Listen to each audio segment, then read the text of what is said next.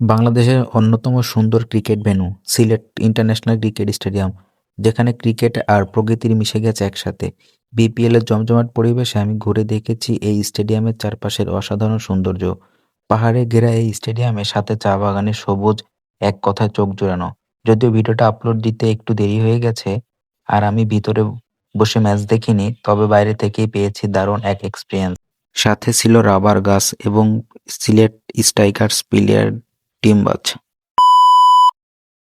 চলছে জমজমাট বিপিএল আসর এবং সেভাবেই সাজানো হয়েছে পুরো সিলেট স্টেডিয়াম। যে স্টেডিয়ামটা চারিপাশে এত সুন্দর পাহাড়, যা দেখতে মনোমুগ্ধকর।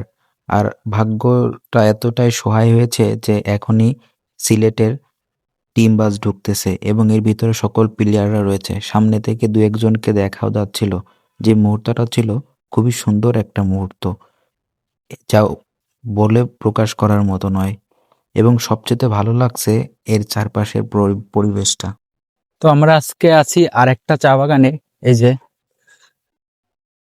এই চা বাগানটা আসলে এখানে কাটে ফেলাইছে, তো এই যে না কাটলে এখানে পাতা থাকলে আরো সুন্দর দেখা যায়। এই যে চা পাতা,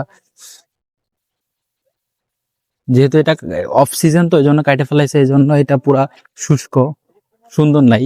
মানে একদমই যেদিকে তাকাই শুধু শুষ্ক মরুভূমি মতো লাগতেছে। আর এই যে সেই পাতা, আর এই যে সেই ফুল, চায়ের ফুল, সেটা আমি এই সিলেটে এসে প্রথম দেখলাম। এইটা কিন্তু রাবার গাছ। এই যে এখানে এইভাবে কাটে, আর এই যে এখান থেকে এই যে রাবার দেখা যাচ্ছে। এই যে এবার এইটা এখানে দিয়ে দিলে পরে রাবার এটার ভিতর পড়ে, তাই না? এই যে রাবার একটু দেখা যাচ্ছে, এই যে রাবার। এটা আসলে একদম র, তো একদম রুট। এটা মেশিন প্রসেসিং করার পর তারপরে হয় আসলে, যেটা এই যে এখানে পড়ছে। এই যে এখানে গাছটা তো ভালো বড় গাছ। আর এই যে এই পাশে সুন্দর চা বাগান। ওই রাবার গাছ, রাবার দাম বেশি তার এখন বর্তমান চলে, তার দাম বেশি, কারণ এটা প্রত্যেক বছর আবার বেশি। এই যে আমরা কি দিই, আমরা গায়ে আরে আরো নষ্ট করি, কিন্তু এ প্রত্যেক বছর 2000 এই যে একটা চাক আছে প্রত্যেক বছর 1 লাখ টাকা উপরে দেয়। এক কেজি চা পাতার দাম কত ভাই, অনুমান করুন। কেজি মতো দেয় লাল শাকের মতো, যে সময় মেঘের সিজন পড়ে 7 দিনের ভিতরে 2 বার তুলে যায়। যাতে কথা লাল শাকের থেকে ভালো লাগে, বুঝতে পারছো? তবে এটা তো আমাদের কোনো লাভই নেই। আর এখানে এই যে একটা দুইটা গাছ না, অনেক গাছ, পিছনে অনেক গাছ ফালাই আসছি। এই যে এগুলা সব ওই যে ওগুলা, ওইটা। এই যে এখানে কিছু রাবার জমা হয়েছে।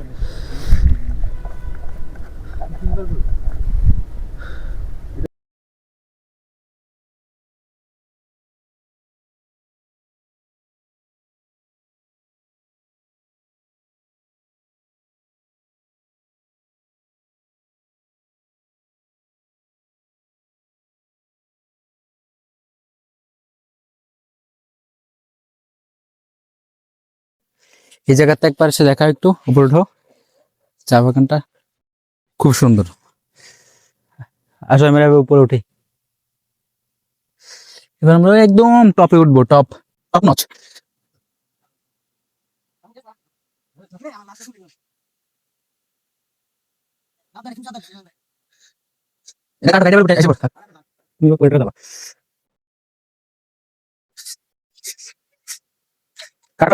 আর এই জায়গাটা যে ইন্টারেস্টিং বিষয়, যেহেতু আশেপাশে পাথর এবং বালি, আর এই জায়গার নর্মাল মাটিগুলোও কিন্তু দোআঁশ মাটি না, বেলে দোআঁশ মাটি। এবার কিন্তু আমরা একদম টপে, চারিপাশে দেখেন ওই স্টেডিয়াম, স্টেডিয়ামের থেকে উপরে। ওই স্টেডিয়াম এখান থেকে ভালো দেখা যায়, টিকিট বাদেও দেখা সম্ভব, যদিও ক্লিয়ার না। আর এই যে এই পাশটা পুরা টপ, এটা স্টেডিয়াম দেখা যায়। জুম করো, জুম করে দেখো স্টেডিয়াম, স্টেডিয়ামের মাঠ দেখা যাচ্ছে। এই যে আমরা নিচে নামি, এবার পুরা গেলে মজা মজা যাবে আওলায়। একদম খারাপ, খুবই রিক্স।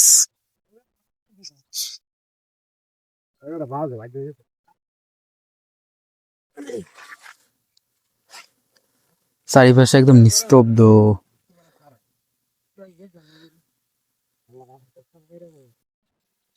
এই জায়গায় মানুষ ঘুরতেছে, এই জঙ্গলের ভিতরেই আশেপাশে লোকজন। আমরাও ঘুরতেছি এই জায়গায়। লাভাস কোন দিক দিয়ে লাভা যায় লাভিয়ে দিক দিয়ে পাহাড়ের দেখেন কি বিশালতা। মামা এনা ক্রিকেট ওই যে একটা রাস্তা। ক্রিকেট ক্রিকেট আবেগের একটা একটু জায়গায় লেগে গেছে। কি ঝাঁপ দিবা নাকি? এই যে ছোট ভাই একটা থাক ঝাঁপ দিয়ে দেখেন, এখনো তো মেলা কিছু বাকি। এই যে আরেক নায়ক, স্যুট বুট দেখেন একবার। আমি তো এমনি না। এটা কিন্তু মেলা নিচু একদম খাড়া, পুরো পড়লে নাই আর। 3-4 তালা সমান উঁচু। ওই যে রাস্তা, এই জায়গাটা আসলে পাহাড় কিন্তু একদম নিস্তব্ধতা, একদম চুপচাপ নিস্তব্ধ, কোনো খোঁজ খবর নাই, কোনো লোকজন নাই, 2-1 একটু ঘুরে বেড়াইতেছে। আর এই দেখেন সবচেয়ে বেশি সমস্যা একদম খাড়া। হ্যাঁ, ওই যে নায়ক লাফতেছে, আর ওই যে আব্দুল মুহিদ, আর আমিও লাফতেছি পাগলা। ঝরে যাওয়া পাতারের মতো।